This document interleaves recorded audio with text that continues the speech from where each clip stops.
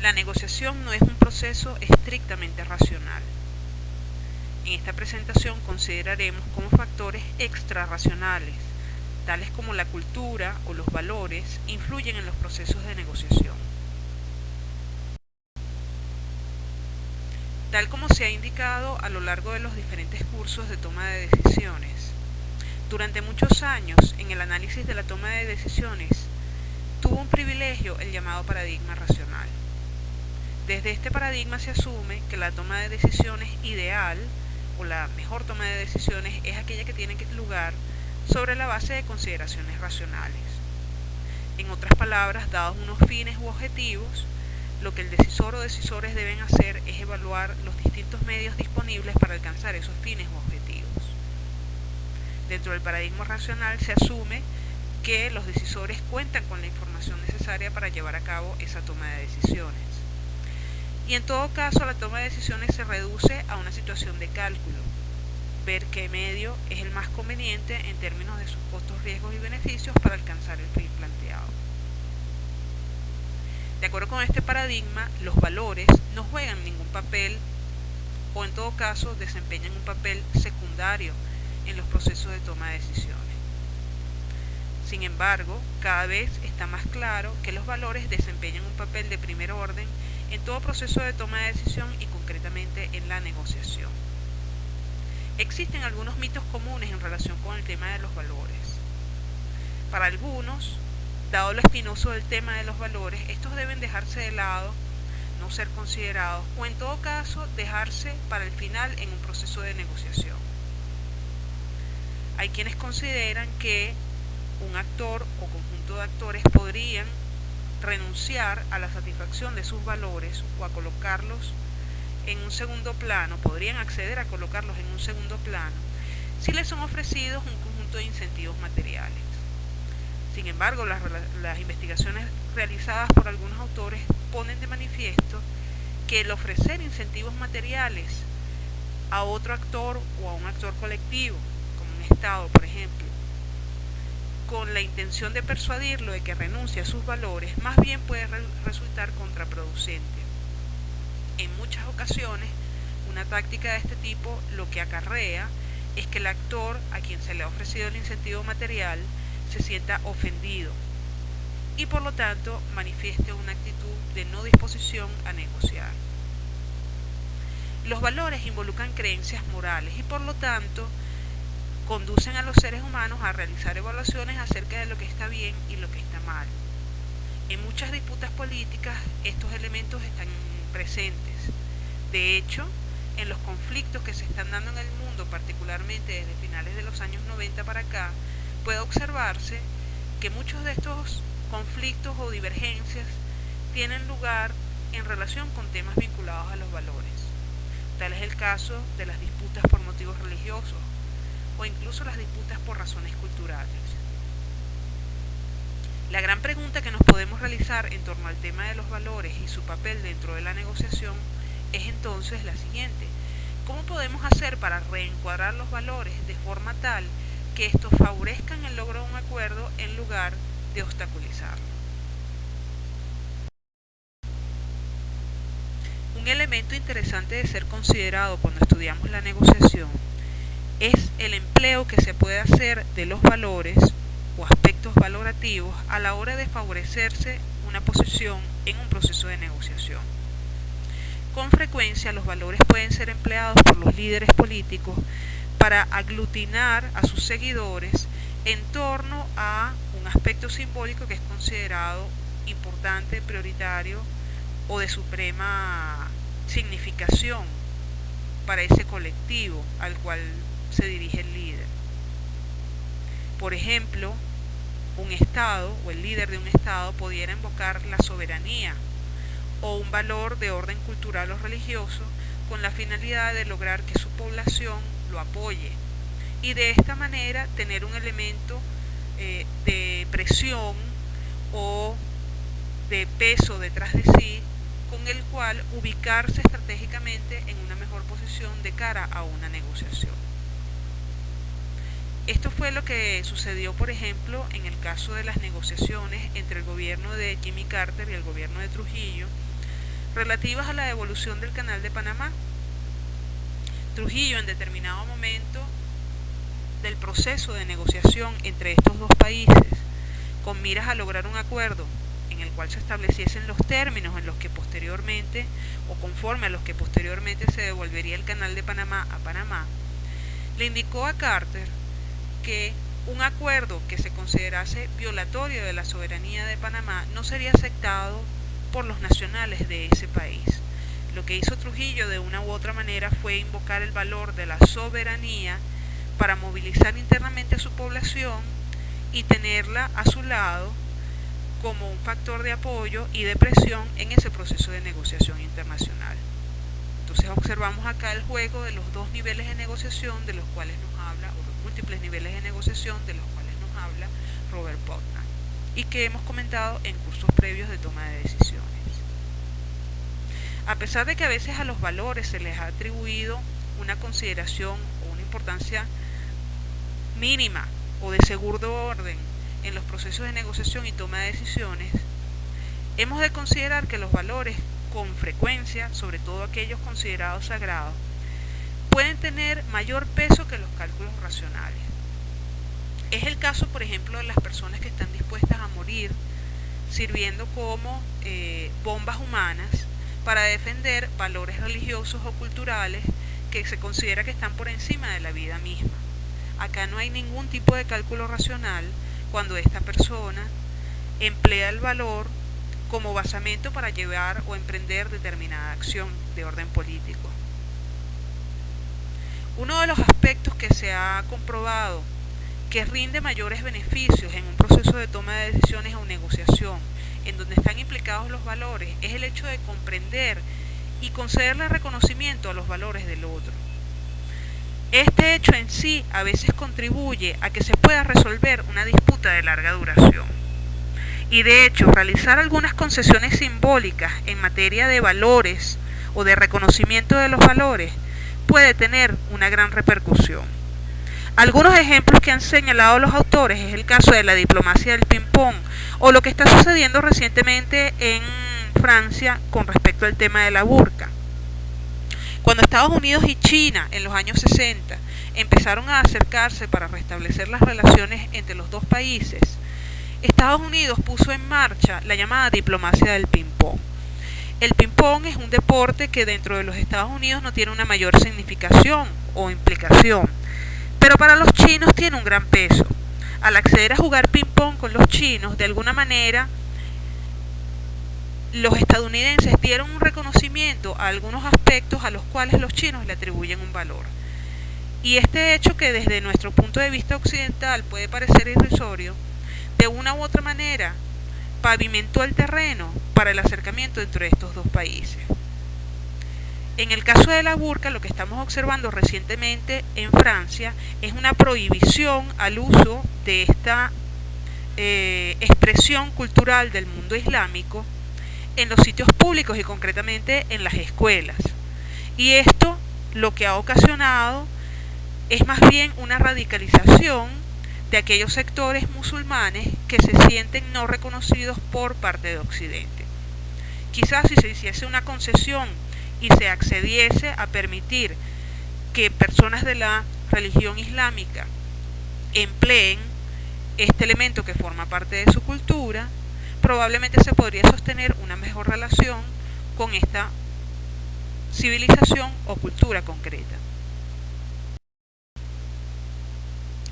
Lo que muestran algunas investigaciones es que el hecho de que dos o más actores internacionales, por ejemplo, tengan valores distintos, per se no crea un elemento de incompatibilidad, sino que muchas veces el problema estriba en cómo se interpretan o se aplican en el aquí y en el ahora esos valores.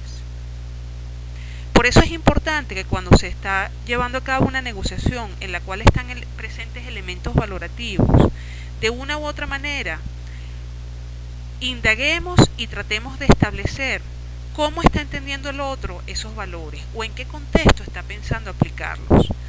Porque al asumirlos genéricamente, sin indagar respecto a estos valores, es cuando podemos incurrir en una situación de incompatibilidad por desconocimiento de lo que el otro está entendiendo respecto a ese valor y lo que yo también estoy entendiendo respecto a ese valor.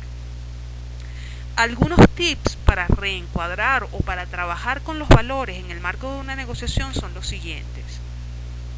Por ejemplo, conviene revisar cuál es el contenido de esos valores, porque a veces un valor que ha persistido a lo largo del tiempo está siendo entendido conforme a aspectos que ya han perdido vigencia. Este pudiera ser el caso de la soberanía.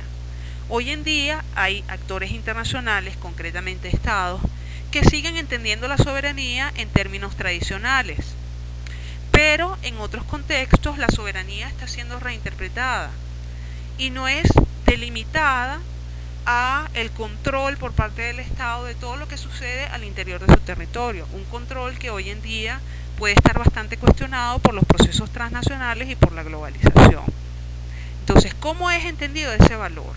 ¿Qué aspectos que históricamente han estado asociados a ese valor ya no tienen vigencia o podrían ser dejados de lado? Otro tip interesante consiste en aprovechar creativamente la ambigüedad de los valores. Realmente los valores son parámetros que suelen tener una definición muy amplia. Quizás si se lograra converger en torno a algunos aspectos que formarían parte de ese valor lo suficientemente generales, podrían eliminarse o dejarse de lado elementos específicos o muy concretos que llevarían a que dos actores en determinado momento no pudieran lograr un acuerdo por estar presente ese valor. Como dijéramos con anterioridad, también es importante considerar en qué contexto se va a aplicar ese valor. Si yo asumo que otro actor le confiere importancia a un valor X, por ejemplo, un valor religioso, y por ejemplo, no entiendo que quizás ese actor está utilizando o empleando ese valor refiriéndose a unas situaciones muy concretas, puedo tener una impresión de que no puedo lograr un acuerdo con ese otro actor. Si indago respecto al contexto en el cual ese otro actor considera que el valor es apropiado, pudiera identificar elementos que no vayan en contra de mis propios valores y que me permitieran hacer compatible lo que yo considero importante con lo que el otro considera importante. En general, un buen consejo respecto al tema de los valores es respetar tanto como sea posible los valores del otro, por supuesto sin ir en contra de los propios valores. También conviene ofrecer una disculpa sincera cuando hemos llevado a cabo una acción que de una u otra manera ha vulnerado los valores del otro. Esto suele ser un elemento simbólico que tiene muchísimo peso y muchísimo impacto en una negociación. Consideremos, por ejemplo, el caso de las violaciones y abusos que fueron cometidos en la prisión de Abu Ghraib por parte de las tropas de los Estados Unidos. Lo que pasó en este caso fue que Estados Unidos ofreció una disculpa que después matizó y por lo tanto los receptores de la disculpa consideraron que esto no era una disculpa sincera, sino que fue más bien una estratagema mediante la cual el gobierno de los Estados Unidos trató de librarse de su responsabilidad en los abusos cometidos en esta prisión. Al ser interpretada como no sincera la disculpa, eso más bien tuvo un efecto totalmente opuesto al que se buscaba. Otra recomendación u otro tip que podemos ofrecer es el hecho de reencuadrar la responsabilidad cuando se ha visto vulnerado un valor determinado. Por ejemplo, esto lo hizo de una u otra manera el presidente George Bush a raíz de los ataques terroristas del 11 de septiembre. Cuando él hace su discurso ante la nación haciendo referencia a los autores de los atentados, él indica que quienes hicieron el atentado fueron radicales islámicos y utilizó una frase tal como "The Islam is good", el Islam es bueno, pero el Islam en general, y más bien atribuyó la responsabilidad de este acto macabro a un grupo minoritario dentro del Islam que son los fundamentalistas.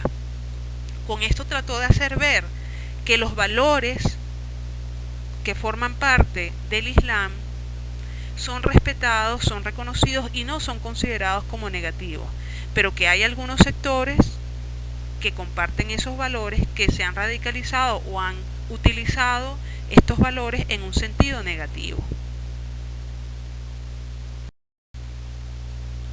Un aspecto de orden cultural que puede influir en un proceso de negociación es el relativo al tiempo.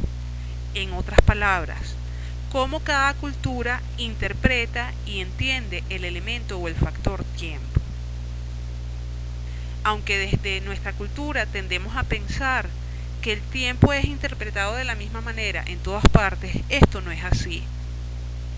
En distintos contextos culturales existen consideraciones diferentes respecto a lo que se entiende por puntualidad o, por ejemplo, cuál es la relación que se establece entre el pasado, el presente y el futuro.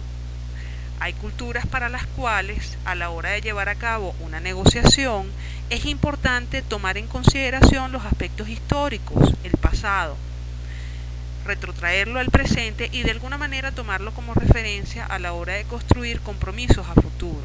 Hay otras culturas que están más abocadas al aquí y a la ahora o a la construcción de factores a ser considerados en el futuro. Entonces, todas estas diferencias deben ser manejadas o consideradas al momento de llevar a cabo una negociación con personas de otra cultura. En efecto, el hecho de que existan diferentes maneras de entender el factor tiempo puede servir de base o puede ser el origen o constituir el origen de algunos conflictos que se presentan en procesos de negociación. Todo ello porque no se han indagado o no se ha abordado suficientemente las distintas apreciaciones temporales presentes entre los actores o las partes de esa negociación. En algunas culturas, por ejemplo, como es el caso de la occidental, el tiempo suele ser entendido de una manera cronológica, es decir, como una secuencia de eventos. Pero en otras culturas, y es el caso, por ejemplo, de las culturas árabes, el tiempo puede ser entendido más bien como una experiencia. No hay tanto apego al elemento reloj como al conjunto de eventos que tienen lugar en un espectro determinado de carácter temporal.